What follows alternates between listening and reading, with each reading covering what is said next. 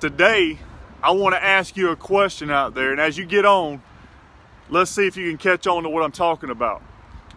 How's your health? Brought this on as I've got a doctor's appointment today, and I've been thinking about this as it relates to other parts of my life. What's up, Craig? Hope you're doing all right down there. Cowboy Bill, y'all join in. I'm asking the question today, how's your health? And the reason I bring this up, like I said, I've got a doctor's appointment today, and oftentimes, especially guys, I don't know why this is, but we don't go to the doctor until there's something wrong. Until we're past the point of uncomfort, and then we decide to go to the doctor. And most of the time it's because our wives or somebody makes us go. My wife's a nurse, of course, so if I ever bring up an issue and it sounds not right, she says, "You're going to the doctor, let me make you an appointment today," because she works for a doctor's office. So why is that the case though? Why is it that as guys or as individuals in general, what's up, Bill? Woohoo! That we wait till something's seriously wrong before we do anything about it. I don't know if you know where I'm going with this, but when I'm asking, how's your health? I'm not talking about your physical health, I'm not talking about your mental health. Though this particular topic, this particular subject could affect that. How's your health at work? How's your health at your profession? Yeah, we are stubborn, that is right. What's up, Tyler? How's your health on your job?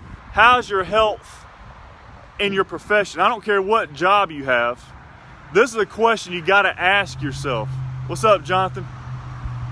Because I will tell you from experience, and I'm sure Sean can attest to this as well, or any of you guys that's been in a business a while or on your job or profession a while, that sometimes after you've been there a while, you start questioning if that's what you want to do or not. Maybe something happens with a customer. Maybe your manager says something or gets on to you or something about whatever, and it upsets you, and you try to question, okay, if that's what you want to do. Maybe you're not spending enough time with your family, which is something I always question. And does that affect your work? Does that affect your health at work, right?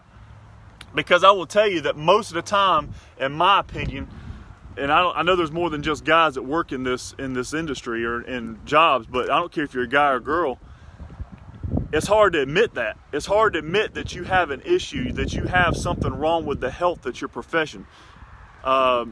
And the idea is you don't want other people to know that. So you try to hide it, you try to cover it up. And what happens is you start getting stellar stagnant. So I'm going to give you 3 ways today to help you if you think you're struggling with your health at work, okay? Because I don't care who you are in the car business, you've had a bad month, you've had a bad week, you've had a bad day, you've had a bad year, and all these things eventually catch up with you, okay? So I'm going to give you 3 ways, and I'm going to get you off of here today because I don't want to be on here too long. I got to make my doctor's appointment. Because your health at work affects your mindset, and it can affect your physical health. So I'm going to give you 3 ways I believe that you can actually improve. Appreciate you sharing that, Craig. I struggle with it sometimes from time to time now. I've been here almost 8 years myself. 3 ways that you can actually improve your health at work. Okay, yesterday I talked about appreciation from bosses. Today I'm going to talk about how you improve your work health. All right, that was my little note so I don't forget. But the first thing, admit you need help. Okay, admit you need help, or admit you have a problem with your health at work, and ask for help. Okay, that's important because the ideal thing is that most of the time, whether it's physical health or work health, we don't ask for help. We don't admit that we got a problem until sometimes it's too late. All right. Second thing, and this is something I believe in right here, and I believed this even when I was in my other career.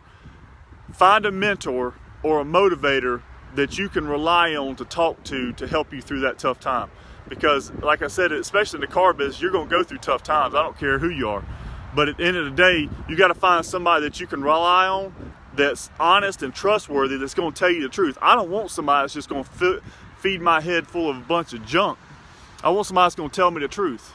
right? And that's what you should be looking for. You should be looking for a mentor that's not just going to take your money and run, but somebody that's going to give you the honest truth and tell you what you need to improve on or how you can improve, okay? That's number 2. Number 1 was ask for help. Admit you got a problem, ask for help. Number 2 was find a mentor or a motivator.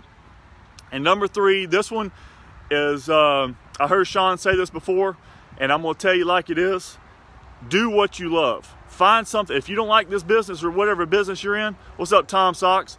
Do whatever it is that you love. I don't care if it is making less money, because I've always said this: if you let money be your motivating factor, then it's going to hurt you sometime when you have a bad month or a bad string of months, right?